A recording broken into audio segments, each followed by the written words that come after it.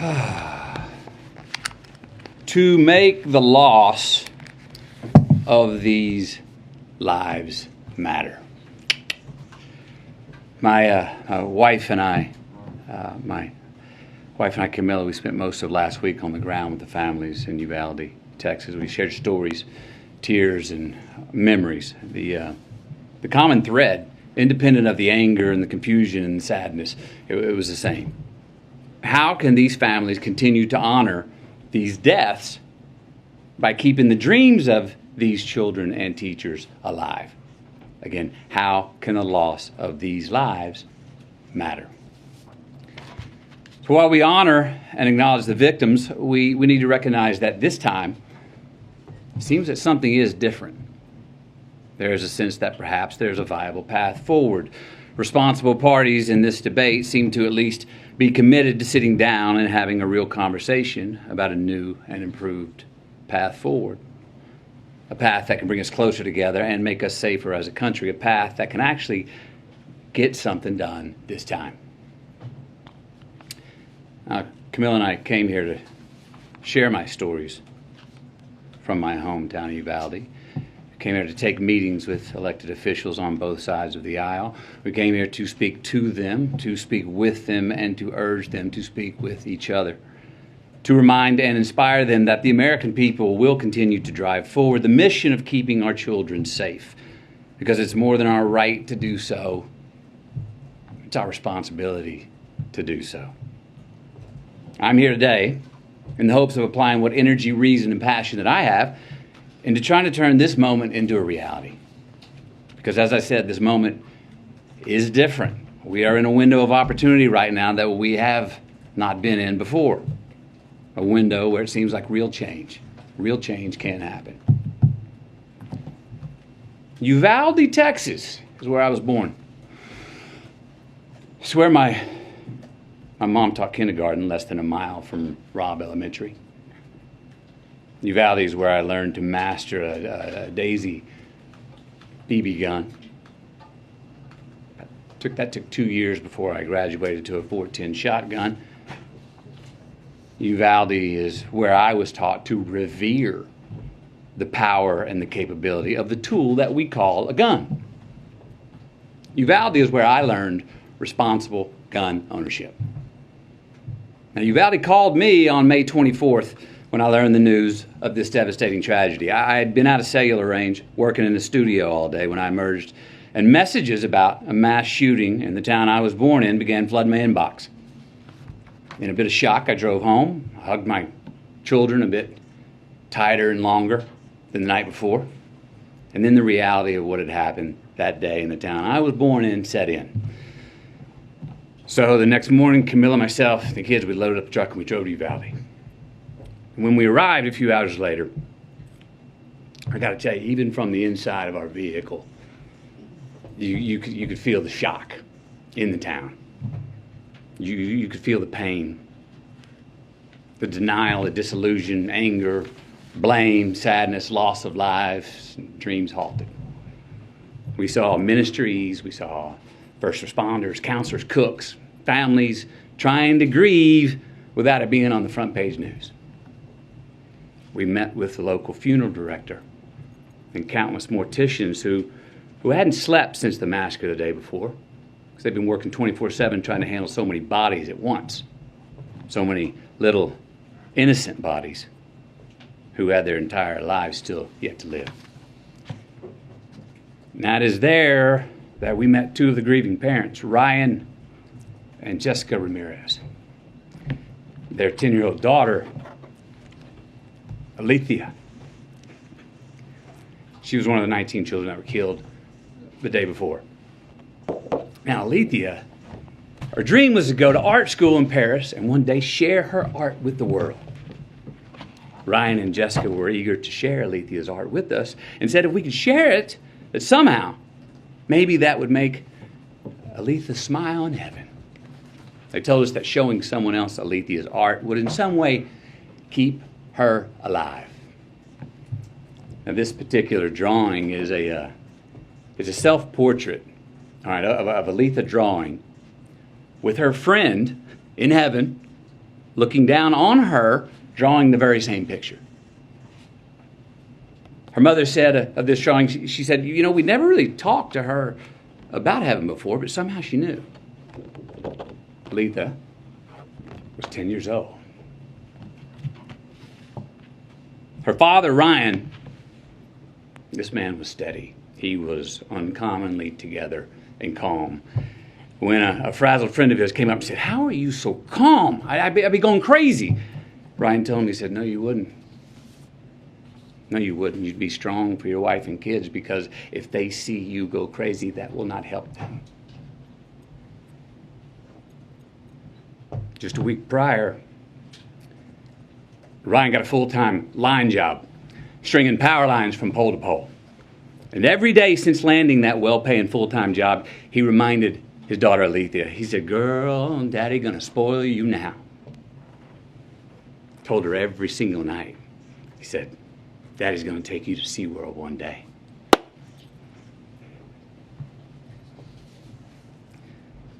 But he didn't get to spoil his daughter. Alethea, she did not get to go to SeaWorld. We also met Anna and Danilo, the mom and the stepdad of 9-year-old Maite Rodriguez. Now, Maite wanted to be a marine biologist. She was already in contact with Corpus Christi University of A&M for her future college enrollment. 9 years old. Maite cared for the environment so strongly that when the city asked her mother if they could release some balloons into the sky in her memory, her mom said, oh no, Maite wouldn't want to litter. Maite wore green high-top Converse with a heart she had hand-drawn on the right toe because they represented her love of nature. Camilla's got these shoes. Can you show these shoes, please? Wore these every day. Green Converse with a heart on the right toe. These are the same green Converse on her feet that turned out to be the only clear evidence that could identify her after the shooting. How about that? Maite wrote a letter. Her mom said if Maite's letter could help someone accomplish her dream, that then her death would have an impact. And it would mean her dying had a point and wasn't pointless. That it would make the loss of her life matter. The letter reads, Marine biologist, I want to pass school to get to my dream college. My dream college is in Corpus Christi by the ocean. I need to live next to the ocean because I want to be a marine biologist. Marine biologists study animals and the water.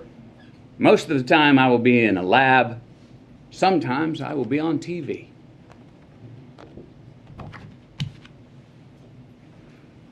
Then there was Ellie Garcia, a 10-year-old, and her parents, Stephen and Jennifer. Ellie loved to dance and she loved church. She even knew how to drive tractors and was already working with her dad and her uncle mowing yards. Ellie was always giving of her gifts, her time, even half-eaten food on her plate. They said around the house, we called her the Great Regifter. Smiling through tears, her family told us how Ellie loved to embrace. Said she was the biggest hugger in the family. Now, Ellie was born Catholic, but had been going to Baptist church with her uncle for the last couple of years. Her mom and dad were proud of her because they said she was learning to love God no matter where.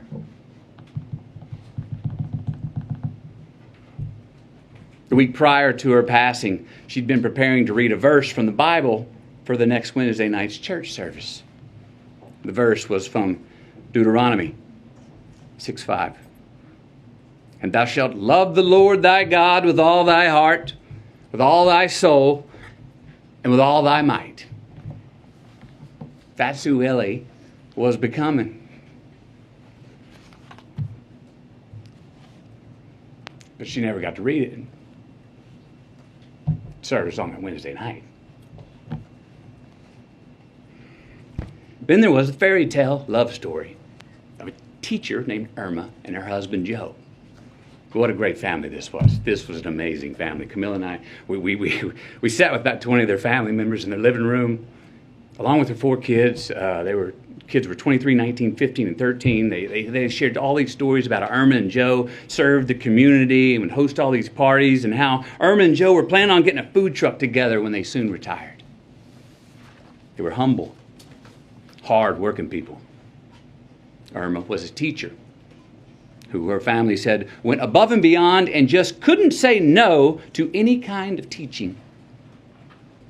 Joe had been commuting to and from work 70 miles away in Del Rio for years. Together they were the glue of the family.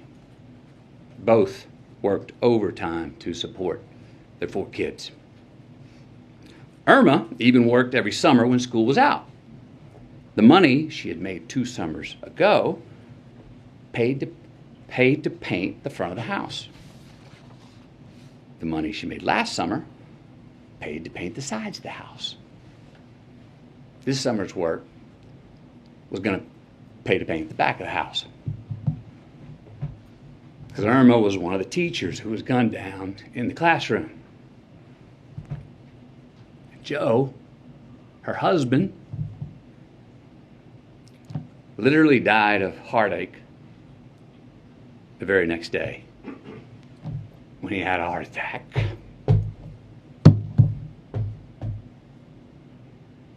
They never got to paint the back of their house. They never got to retire. And they never got to get that food truck together. We also met a cosmetologist. She was well-versed in mortuary makeup. That's the task of making the victims appear as peaceful and natural as possible for their open casket viewings. These bodies were very different. They needed much more than makeup to be presentable. They needed extensive restoration. Why? Due to the exceptionally large exit wounds of an AR-15 rifle. Most of the body so mutilated that only DNA test or green Converse could identify them. Many children were left not only dead but hollow. So yes, counselors are going to be needed in Uvalde for a long time. Counselors are needed in all these places where these mass shooters have been for a long time. I was told by many that it takes a good year before people even understand what to do next. And even then, when they become secure enough to take the first step forward, a lifetime is not going to heal those wounds. But again, you know what every one of these parents wanted, what they asked us for? What every parent separately expressed in their own way to Camilla and me? That they want their children's dreams to live on. That they want their children's dreams to continue to accomplish something after they are gone. They want to make their loss of life matter. Look, we heard from so many people, right? Families of the deceased, mothers, fathers, sisters, brothers, Texas Rangers, hunters, Border Patrol, and responsible gun owners who won't give up their Second Amendment right to bear arms. And you know what they all said? We want secure and safe schools, and we want gun laws that won't make it so easy for the bad guys to get these damn guns. So, we know it's on the table. We need to invest in mental health care. We need safer schools. We need to restrain sensationalized media coverage. We need to restore our family values. We need to restore our American values. And we need responsible gun ownership. Responsible gun ownership. We need background checks. We need to raise the minimum age to purchase an AR-15 rifle to 21. We need a waiting period for those rifles. We need red flag laws and consequences for those who abuse them. These are reasonable, practical, tactical regulations to our nation, states, communities, schools, and homes. Responsible gun owners are fed up with the Second Amendment being abused and hijacked by some deranged individuals. These regulations are not a step back. They're a step forward for a civil society and the Second Amendment. Look, is this cure-all? Hell no. But people are hurting. Families are, parents are. And look, as divided as our country is, this gun responsibility issue is one that we agree on more than we don't. It really is. Look, this should be a nonpartisan issue. This should not be a partisan issue. There is not a Democratic or Republican value in one single act of these shooters. It's not. But people in power have failed to act. So we're asking you. And I'm asking you, will you please ask yourselves, can both sides rise above? Can both sides see beyond the political problem at hand and admit that we have a life preservation problem on our hands? Because we got a chance right now to reach for and to grasp a higher ground above our political affiliations. A chance to make a choice that does more than protect your party. A chance to make a choice that protects our country now and for the next generation. We've got to take a sober, humble, and honest look in the mirror and rebrand ourselves based on what we truly value. What we truly value. We've got to get some real courage and honor our immortal obligations instead of our party affiliations. Enough with the counterpunching. Enough of the invalidation of the other side. Let's come to the common table that represents the American people. Find a middle ground, the place where most of us Americans live anyway, especially on this issue. Because I promise you, America, you and me, we are not as divided as we are being told we are. No. How about we get inspired? Give ourselves just cause to revere our future again. Maybe set an example for our children. Give us reason to tell them, hey, listen and watch these men and women. These are great American leaders right here. Hope you grow up to be like them. And let's admit it. We can't truly be leaders if we're only living for re-election. Let's be knowledgeable and wise and act on what we truly believe. Again, we got to look in the mirror, lead with humility, and acknowledge the values that are inherent to, but also above politics. We got to make choices, make stands, embrace new ideas, and preserve the traditions that can create true progress for the next generation.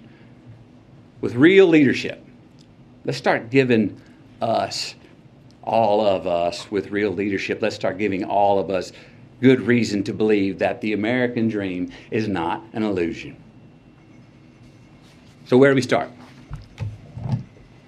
We start by making the right choices on the issue that is in front of us today. We start by making laws that save innocent lives and don't infringe on our Second Amendment rights. We start right now by voting to pass policies that can keep us from having as many Columbine, Sandy Hooks, Parklands, Las Vegases, Buffaloes, and Uvaldes from here on.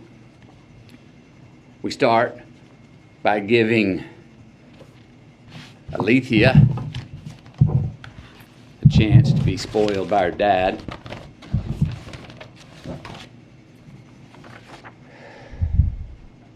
We start by giving Mayte a chance to become a marine biologist.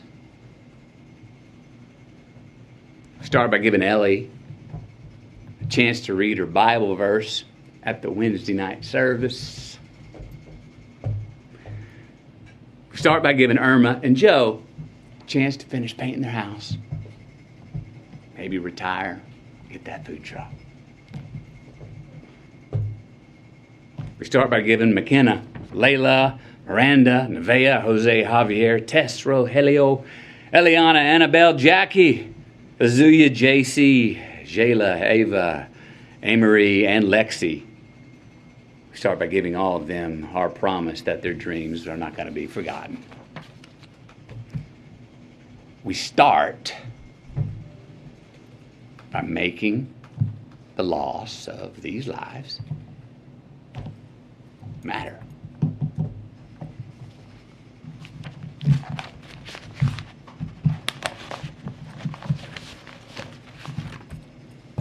Thank you. Thank you. When he spoke to the president, did he say anything about this? Are the changes that are being discussed enough for you, Mr. McConaughey? What was your message to the president, Mr. McConaughey?